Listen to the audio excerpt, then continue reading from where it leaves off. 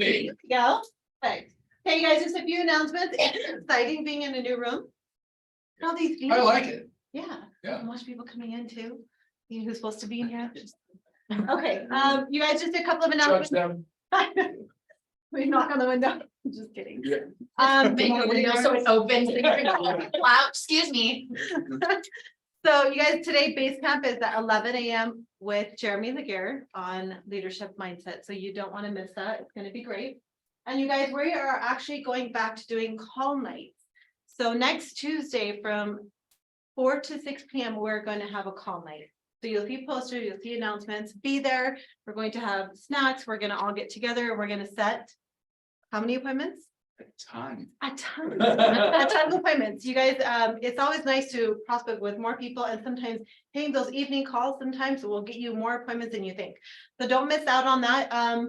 Go Giver, who's reading it? Okay, starting it. Okay, good. We're I think on chapter 2 to 4.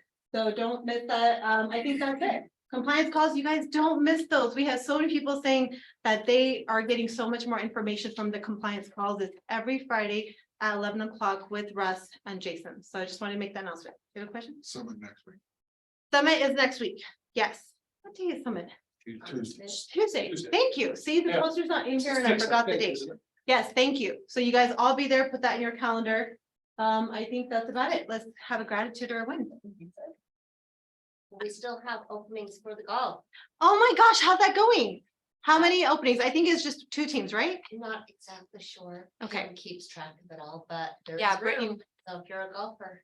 Yeah, if Brittany, you're not a golfer, Everybody signed up? Let's see. yeah, a lot of Who's people are. not? I think we only You're have not? like 2 teams Why? left. Have you ever participated in it? I don't golf. I don't know. You how don't to need to, I don't either. Like over here. It's great. You just go have You fun. go. I don't I either. don't. I just go. But like, when you go, do you go? No. No? No, I don't. What do you? Well, they have these little things called. Well, then golf can carts. I just You drive can a golf? come with me. You know, So- we can. No, seriously, so when I just like go around and I just take pictures and just social. Yeah, we can go with John. We can go with John. Okay, 'cause I don't love you. Listen, I'm a lot more fun than golf. Come on. I raised my hand, he How did didn't the ask me to go. How did the team? What did you say? Ellie, are you not going? So you just No. need 4 people and don't they call it a scramble? Yeah. So they. Yeah. Have the you best, seen the golf cart motorcycle things they have of the now? best ball. So you don't have. to I've be seen a great videos golfer. of them. They look. Oh, Yeah. this women's investment. I see. I get a golf on my team. Yeah, that's Yeah, like, you want the bag golfers on your team. Hey Brenda, do you need a teammate? I'm not a golfer. I we have will golf. find you one, okay? And how much is it to sign up? I think it's 150 a person. Yeah. But you can come individually, but you would wanna figure out how, if there's an. Hard for you to extra win person on or if you're on your own. Yeah. I'm sweating over here like, oh man. You have to hold up. I can hit it pretty hard, I can drive, that's about it. To hold up. It'll go wherever, you know. Like tough talk. Yeah, yeah, I'm doing great. There's a lot of houses around Eaglewood. You guys, Well, sometimes it makes it onto the. yeah, no, Yeah. but there is still just a few spots left, so get with Brenda Lee, get with the front desk, you can get with any of us too. So if you want to go, but it's a lot of fun, and then we have lunch and we do some raffles and it's a great time. Okay, so if you have any more questions, let us know. Do we even have a front desk right now? Sharon's still answering the phone, so we still have someone answering the phone, so if you need help, let any of us know. Either Brenda, you can, Brenda Lee, me, even Kenzie, whatever you want. So by next week, though, they will be down on the first floor. Yes, and Kim Cornell, and you know, I'll put her numbers up here while John's talking real quick, just so you have Kim Cornell's number. Okay, gratitude and a win? No? Aubrey? I am grateful for role play. So Jordan and I role played yesterday. Nice. It's good to learn like some things and to, you know, be able to practice and be able to like, you know, bounce ideas off each other. Yeah, It takes you out of the context of, you know, there's no pressure really. yeah. There kind of is a different kind of pressure, but it definitely does. I mean, as far as skill set, Right. it definitely gives you, you know, the perspective you need. Yeah. You know, having another agent help you Yeah. figure out things. So 100%. You guys, role play is so important. When we talk about practicing our skill sets, that is what it is. And it's like masterminding. It's not that you don't know how to say something, but you might take something from someone else and perfect your dialogue just a little more. Like, hey, I like how he's saying that. You learn every day. So it's really great to set up role play partners. We're actually trying to do afternoon sessions, so we're gonna set something about that up soon too. Just so we can keep things moving. Okay, that's it. So I can sleep in until. See? Look at you. That's a 7. John, it's all you. 7? Yeah, Wow. right, isn't that That's a- crazy? That's a jump. Well, good morning. Good morning. So I was thinking about what I was going to talk about, and for me, it always goes back to, my personal experience with the company and how we built it, Brenda Lee. And you've been here almost from the beginning. I think you joined us in 2011. Is that right? Yeah. January Me too. 29th. Me too. Okay, yeah. So January 29th. All right. So, in that period of time, it's interesting, and this is probably not a correct number, but it's got to be pretty close. We've seen about 1,500 agents come and go in that period of time. I want you to think about that. 1,500 agents. That's nearly triple the number of agents who are in the company. So in 14 years, we've seen 1,500 people come and 1,500 people go. And what is interesting is that statistically, you know what percentage of those people are still in the business? 10%. About 20%. So what is that? About 300? So out of the 1,500, only 300 remain. You ask yourself that question, why? Because I look at, good morning. We were starting really young here. So there he is. So you think about that, 300 people remain. And you ask yourself this question, why? Because you look at the company, when the company started 14 years ago, we didn't start here. We started over on 1300 East. Yep. In some space that, was subpar, was Class B space. We had about 3,000 square feet. And, you couldn't fit, the current agent count in that space, let alone, what we had at our apex when we had, multiple offices along the Wasatch Front. It was, 5 people in a room that decided to start a company during what is known as the Great Recession. And, over the course of a couple of years, we grew it to 100 agents and then moved here. When we moved here, we actually had 102 agents. And we were talking about this morning, this is kind of nostalgic being in this room because this was our first training room in this space back in 2011. And I look at that and I say, how is it a company that started that way, 5 people in a room, grew to 102 agents starting here, and then grew to a company that will sell between 4,000 and 5,000 homes annually, having approximately 500 agents, having the #1 office in the world for Century 21 over 10 years running. How is that possible? That company had that experience, and yet you look at it and there were 1,500 agents who came and went, and 80% of them gone. I find it fascinating. I will sit down with agents who will say, I'm having a hard time, producing, or worse. And I say worse because they come to me and I know this isn't the best thing for them. They'll say, I've decided to go to a different company. And normally most of them actually, when they don't do it that way, they'll send an email or they just disappear and send a realms request, which fascinates me as well. But I'll sit down with agents and they'll tell me, Kelly, that they're looking to make a move. And I find that fascinating because ultimately you guys are business owners. Yes or yes? Yes. And I can't think of a better example in terms of proximity and in terms of the level of success than Everest and what it is that we do here. And I watch people who day in and day out will ignore what I call the fundamentals, because this company was built on the fundamentals. What it took to build Everest, a team of about 600 people, when you talk about agents, the various companies and the employees, it took the same thing that would take you to build your own business, because the fundamentals for any business are the same. The fundamentals are. You might say, well, but running an electric car company like Tesla is different than, maybe running a dude ranch. Well, maybe in terms of some of the practical things on a daily basis, but the truth is that the fundamentals in terms of the core of the business are the same. They're the same. And so I watch this and I see people ignore the fundamentals. And what is interesting, Kelly, is that it makes me think of Vince Lombardi. Anybody know that name? Who is Vince Lombardi? Green Bay. NFL coach, right? He was Green Bay Packers coach in the 1960s. In fact, he is a coach and the Packers who won the first 2 Super Bowls. He won 3 consecutive Super Bowls in the 1960s and 5 overall. So one of the most winningest coaches in the history of the NFL. And that's not by chance. That's not a fluke. The reason I believe, in fact, I wouldn't say believe, I know, is because every season for spring training, guess what Vince Lombardi would do with his team?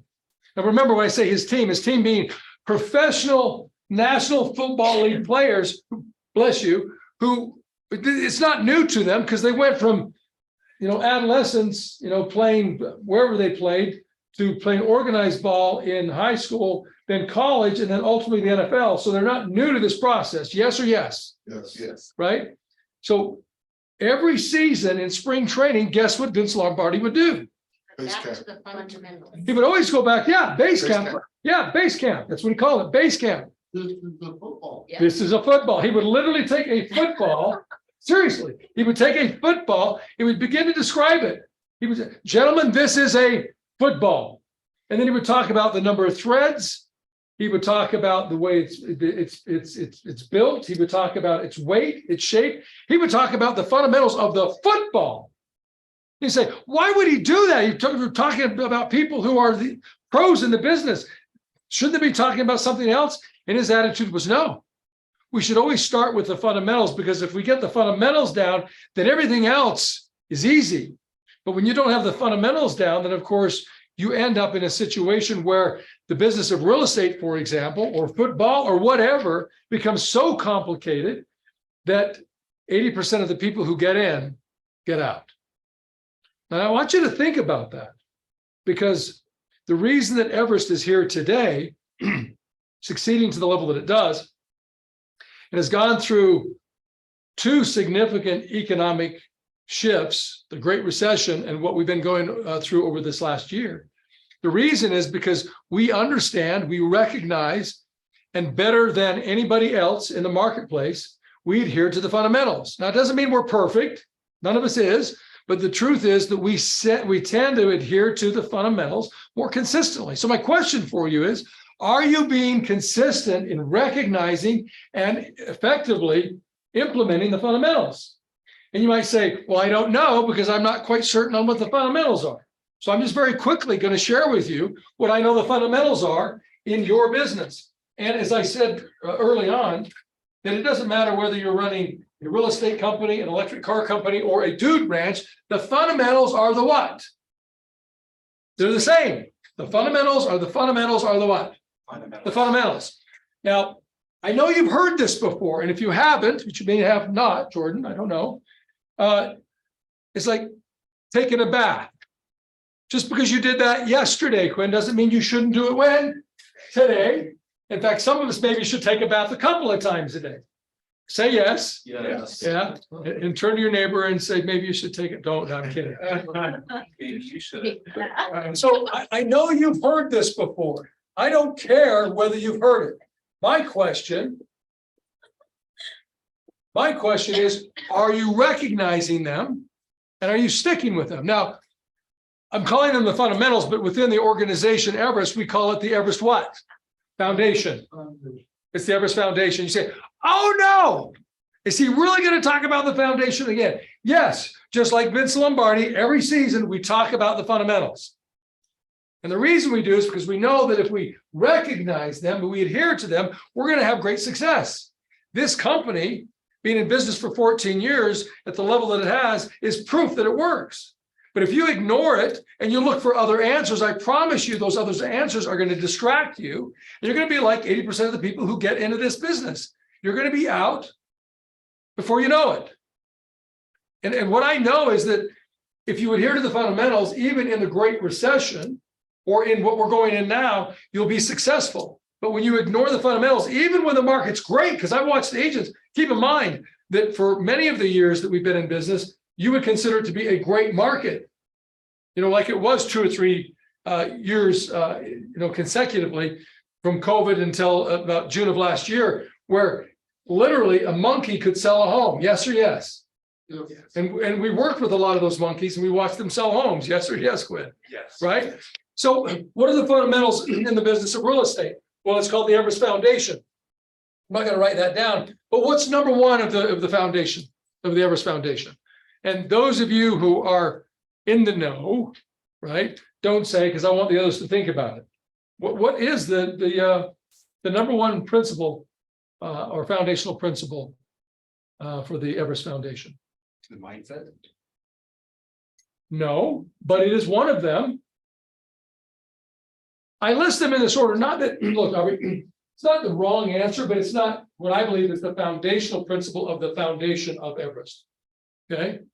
Anybody else? John, don't say it, because I know you know, yes, Have a plan, it's one of them. That's number 5. show up. No, so then isn't this interesting? Prospecting. No, Thank you. it's not. So. Here, oh, John, hold on 1 second. No, just hold on 1 second. This is what's interesting to me. See, the fundamentals should be so clear to you that you could stand up and do exactly what I'm doing right now. And you might say, well, I just joined the company. That's why you're gonna hear me talk about it all the time. Because when I ask the question, I want you to be able to say, number one, it's what? It's purpose. It's purpose. Number one, it is purpose. Now, why do I say purpose is number one? Yes, go ahead, John. Purpose or vision. Purpose or vision. Why would I say that that's number one? I don't know where you're going. You have to have a reason. Direction is up here. You have to have a reason. That's where it all starts. Okay, yes, I'm hearing the right answer. We're going to. So, the reason that we were number one of all Century 21 for 10 years. Yep. And only started with 5 people is because you guys set one appointment a day to recruit an agent. Yes. So, but why on earth would he do that? Right. That's what the purpose is. Yes. So somebody said fueled. Who said fueled? Yeah. So when you say fueled, what do you mean? That's what, that fuels everything else. So without that, you have no fuel to do the other stuff. Yeah, because here's the thing, gang. How many of you have set a goal that's substandard that really isn't worth anything? It's not significant. Okay, so every one of you set a goal that's worthwhile, that's worth something, that means something to you, yes or yes? Yes. Okay. So anything that has a high price to it, or anything that is a high goal has a high price associated with it. You think about that. You go into a store, we talked about this yesterday. You go into a store, where do they put the highest priced products? Eye level, so you can see it. Why? Because they want you to what? They want you to buy it. Where do they put the cheap stuff? Either really high or really low, right? Down at the feet, where you got to actually crouch down to see it. Actually, they put them in those bargain baskets. That's exactly right. That's exactly right. True. Anytime you have a goal that's worthwhile, it's going to have a price that is high associated with it. Well, anytime there's a high price, right, you're going to have to be willing to pay that price in order to achieve what you want. You can't go into, say, Nordstrom and say, I really like this product, and walk in and walk out with it without giving them your what? Without giving them your money. Now, in some cities, we see that people are trying that and getting away with that, but not here, right? So you see that and you say, well, then what do I have to do? Well, you have to have a purpose. You have to be connected to it in some way. We talked about this yesterday. Your goal is not the purpose. How many of you set a significant goal in terms of production for this year? What is it? 30 transactions. 30 transactions. Are you excited about that number? Does that number excite you? You get up every morning and go, man, I love the number 30. I think about it a lot. You Sometimes do? it excites me, sometimes So, it's intimidating. Everybody look at Aubrey and tell he's weird. Thank you. No, I'm kidding. You're not excited about the 30. It's because if you're excited about 30, wouldn't you be more excited about 40? Is it the size of the number? Then why not 60? Why not 70? Why not 80? Why not 100? Why not 300? I know agents who sold as many as 500 homes in a year. I have a very good friend down in Vegas who sold 550 homes in 1 year. Seriously? Yeah. So if it's the number, can't you get more excited the bigger the number is? Is it yes? Yes. So why didn't you set it larger? I didn't- Because it's not the number. Well, it has Unbelievable. Well, okay, John, I appreciate that, but I know an agent, her first year in the business sold 66 transactions. She was 18 years old, Jordan. For part of that year, and she was still in high school. So it's believable. All I know is that I'm not looking at what's realistic, I'm looking at what's possible. And any of it's possible, as long as you have a purpose that causes you to do what is necessary to get those results. So we're not going to spend a ton of time on this one, but do you know what you're fighting for? Because it's not a number, Aubrey, it's not. And why means what? See, I ask people, would you like to be a millionaire? And without reservation, most people will say, yes, of course. And then I ask the next question, but will most people ever be a millionaire? And of course, the answer to that is what? No. It's not that they don't want to be, it's that they don't understand what that really means. When I ask you how much money you want to make, and you tell me a number, in most cases, the number is a nice round number. Somebody will tell me, oh, I want to make $250,000 or $100,000, or, I want to make, bless you, I want to make $500,000. When they give me a number like that, it tells me that they've never really thought about it. They pulled a random number that sounded good based upon what other people are saying or what they thought might be success. But when I ask somebody how much you want to make, and they give me a number like, well, I want to make $337,062. And every once in a while, and you know this, every once in a while, I'll get somebody who will actually do that. They will give me a very specific number, odd number. The difference between somebody who will tell me I want to make $250,000 and somebody who says I want to make $337,000.62 is what? What's the difference between those two people? Or they, The plan. yeah, they Go. planned it out. They They figured know, everything out they know and what. where it's everything's gonna cost. going. It's specific. It's specific, yes, but what I know is they have a very specific purpose for the number. They didn't randomly pull a number and say, well, I want to make that, and then with that, I'll figure out what I'm going to do with my life. It's no, what do I want my life to look like? Who do I want to be? What sort of house do I want to live in? What neighborhood do I want to live in? What kind of car do I want to drive? How much money do I want to have in the bank? Which vacation or vacations do I want to go on this year? How much extra money? How many of you would like extra money? Say aye. How much extra money would I like to have? Thank you. Would you like that extra money right now? Talk to that man sitting right next to you. But extra money to do things that you otherwise wouldn't be able to do if you didn't have that extra money. People who are connected with very specific desires tend to be more motivated, which is foundational principle number 2, which is discipline. So number 1, purpose. Number 2, discipline. What I have found is this. Those who are highly connected with their purpose, their why, their fuel, whatever it is, tend to be a lot more what? Disciplined. So if you find that you're not being consistent at your activities of prospecting, for example, showing up, role playing, talking to people, whether it's on the phone or door knocking, I promise you this, I know without knowing anything else, you are not connected with a reason as to why you should do it. Because it's hard to get excited about prospecting every single day to close on 30 transactions if that's all that you're doing. Because if it's just simply about the money, right? We fundamentally know that if we work hard, we do our job and we do it well, we're going to make an extreme amount of money in the business of real estate. But see, the money's not the issue. Because let me give you an example. If I told you I was going to give you $1 million cash in a briefcase, legitimate money, $1 million, and I told you it's yours, but you can't spend it, you can't exchange it, you can't collateralize it, what is it worth? Nothing. That's the problem with your goal. You're not really connected to it because it doesn't really mean anything. It has no value. Once your goal has value, you'll pay whatever price is necessary to get to it. Yes or yes? Yes. So you have to have a purpose, the fuel that's necessary to pay the price to do the tedious, mundane, monotonous things. It's called discipline.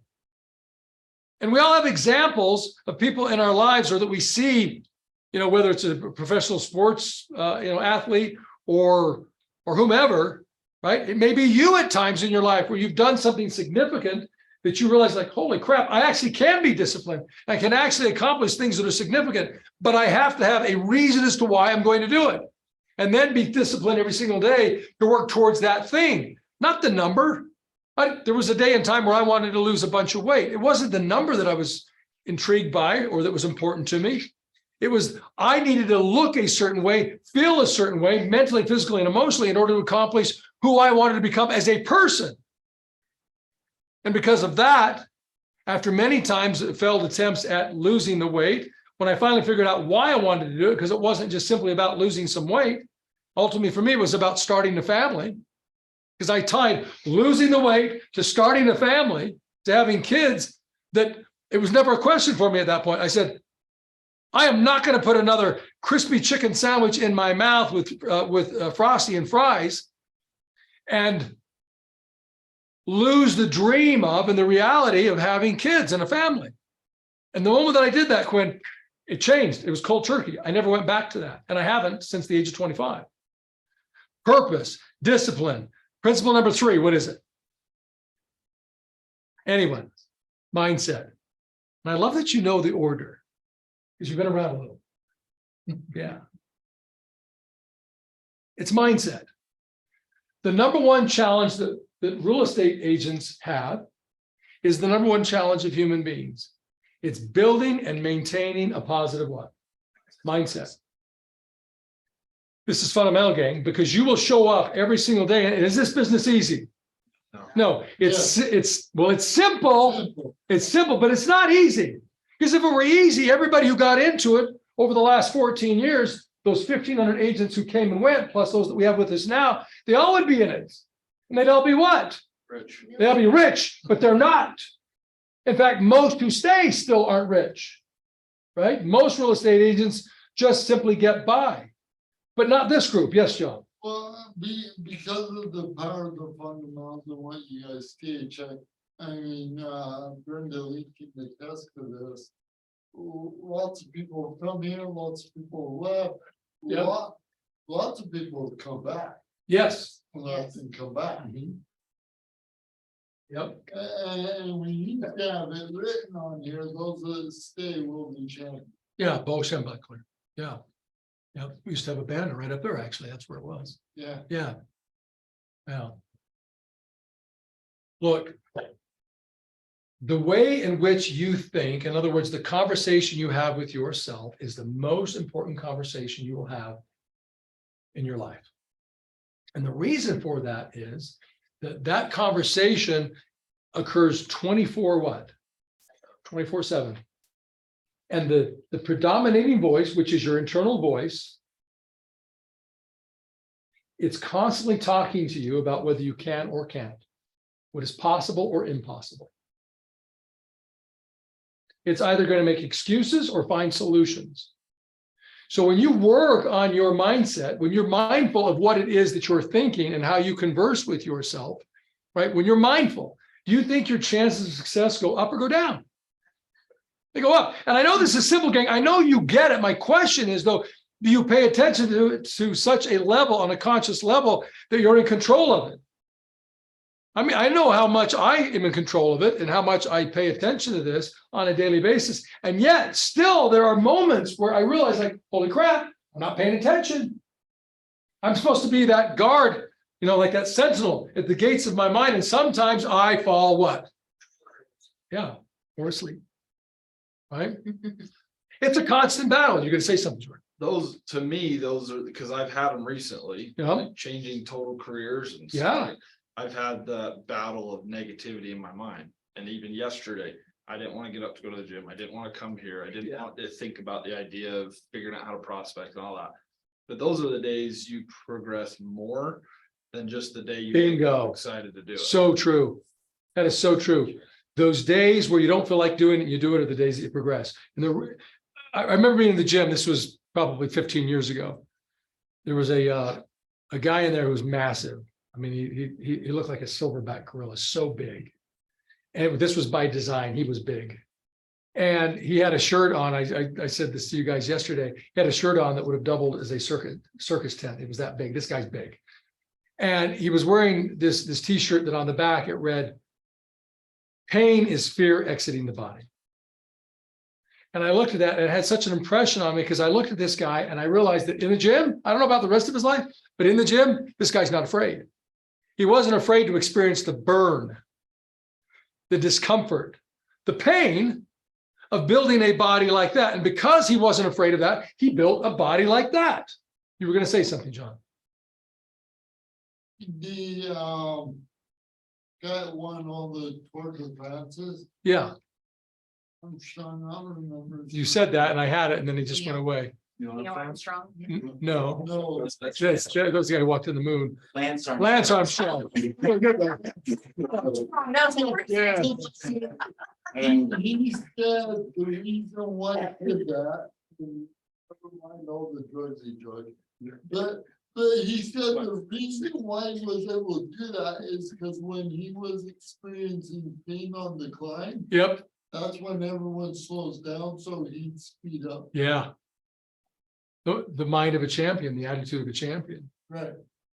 It's the whole thing is a mindset, right? So, Success is a mindset. Yeah, go ahead. so something I'm curious about is I've been reading You're Born Rich by Procter Gamble, Mhm. and it talks about getting your mind and body right, having the correct vibrations around your purpose. Yeah, And so I'm curious why we've never read that book as a group. well, I think we should. You just suggested it, so let Ruby know. Yeah, we're all energy. And when we vibe with the right energy, then of course there isn't that dissonance or that resistance Right. and things flow. Right? So my question for you is, we'll move from this particular principle in terms of mindset, but are you doing the fundamental things on a daily basis to build and protect it? See, it's one thing to recognize, well, mindset's important, but it's another thing to do the work on a daily basis to ensure that you are building and protecting it, that you're reading the right things, that you're watching the right things, that you're listening to the right things, that you're participating consistently. Emphasis on what? Consistently in the right activities and associating with the right people who have the right energy. You take a healthy cell and put it into a petri dish of a bunch of poison, what will happen to that healthy cell? It'll die. But if you take a sick cell and you put it into a petri dish that is nourishing, that is healthy, what will happen to that sick cell? It'll regenerate. Pay attention to the fundamentals, including how to build and protect a mindset. You're okay. Okay, so that's principle number what in the foundation? Mindset. Principle number 3, mindset. Okay, read, watch, listen, associate, participate. Number 4. What is it? Skills? Systems, skills, there's something Plans. between there? Oh, man. It's really, you're correct. I was just waiting to see if anybody else was going to get it. Wait. Yeah, don't second guess the valedictorian in the room. It's skill set. It is skill set. And like any job, of course, you have to be highly skilled, but in the business of real estate, what is your number 1 skill? Prospecting. And why is prospecting, communication, your number 1 skill in real estate? Aren't there a lot of other things you need to learn to do and do well? But why is communication or prospecting the number 1 skill? Presenting, I would include in that as well, communication. Why is it the number 1? There's an obvious answer. Why is it number 1? Every day. If you don't No, do it isn't because you do it every day. If you don't do it, you won't make any money. Okay, yes, I like that. The highest value we bring is leadership, which comes from corporate.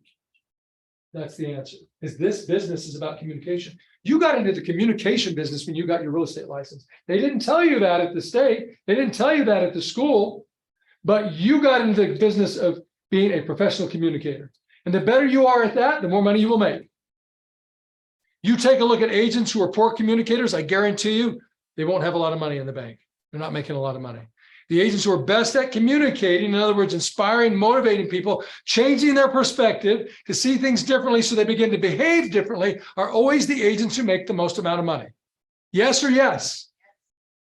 I remember sitting down with her, gosh, what was that, 12 years ago, in the conference room right over here that's kind of been reconfigured. And she said to me, I just want you to know something. I'm going to join the company, but I am not going to what?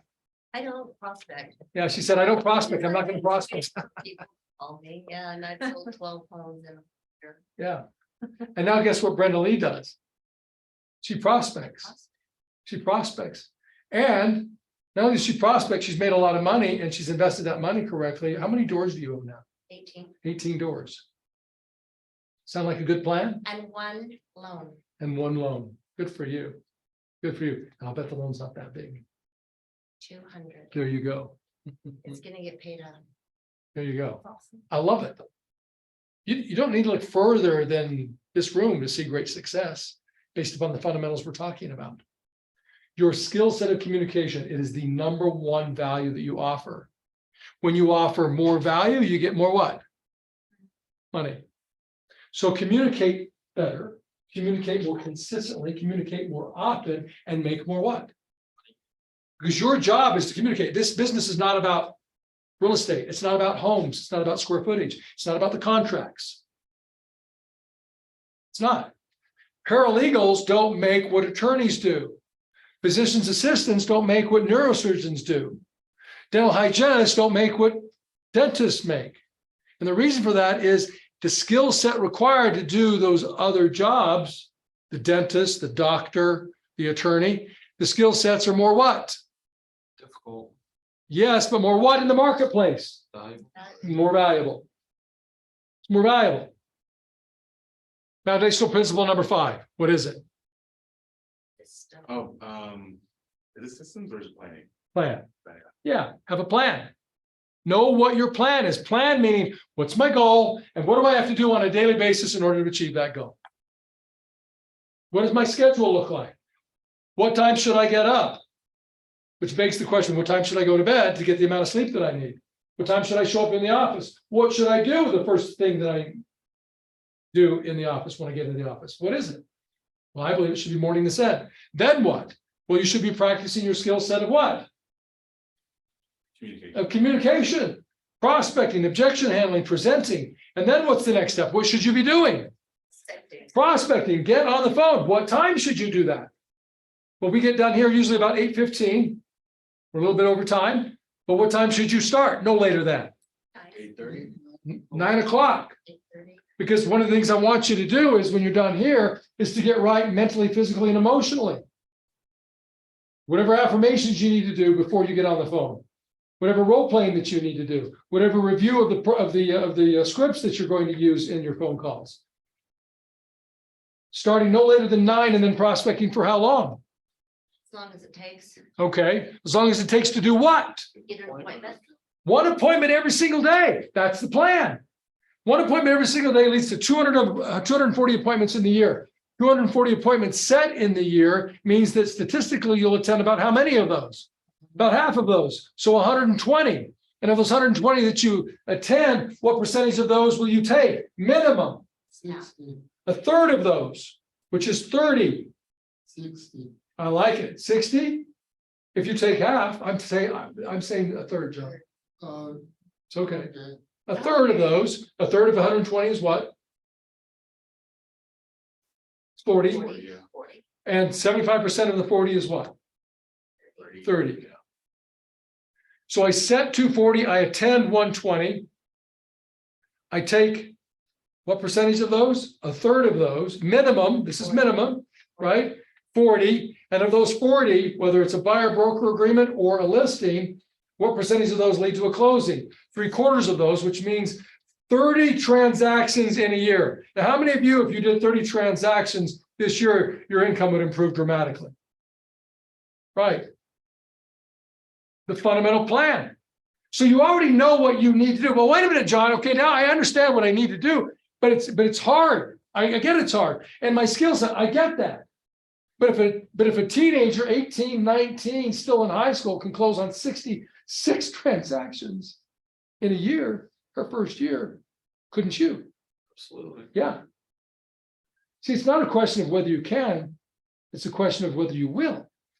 Because we know you can, but will you? And the only way you will is if number one, you have a purpose. Number two, you are disciplined. And number three, you have the right mindset that you believe that you can, and that you build and protect that mindset. So that every day when you do show up, that you show up with the attitude of, whether I feel like doing it or not, I'm going to do it. But most days I feel like doing it.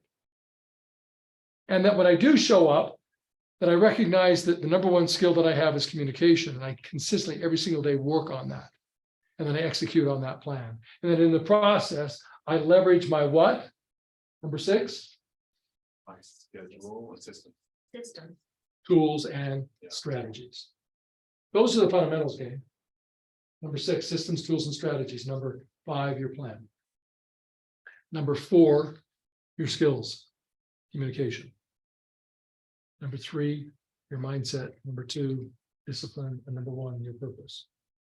I know them backwards and forwards and everywhere in between. And because I do, as a general statement, whatever I decide to do, I do it and I do it well. And it doesn't mean that I'm special. What it means is that I just simply recognize the truths, the fundamentals. And because I adhere to those truths or those fundamentals or the rules, that I tend to win the game more often than most who ignore the rules or the truth. You guys can do the same thing. You're in a company that exemplifies that. You're around people who exemplify that. And if you will simply recognize those fundamentals, work with them, leverage them, as opposed to working against them, ignoring them, then I promise you that it will work for you. It's not a question of if, it's only a question of what? When. And you get to ultimately decide that. Because you can be on the plan to become a multimillionaire in 5 years, 10 years, 15, 20, 30, or never. You get to decide that. But what you don't get to decide is what are the rules and what are the fundamentals. Those you don't get to change, but you get to decide whether you're going to adhere to them. Yes or yes. Yes. Okay. And an 18-year-old in high school can sell 66 homes. Then, you know, talk to 5 years, you'd be a million. That is true. That's true. Yep, I agree.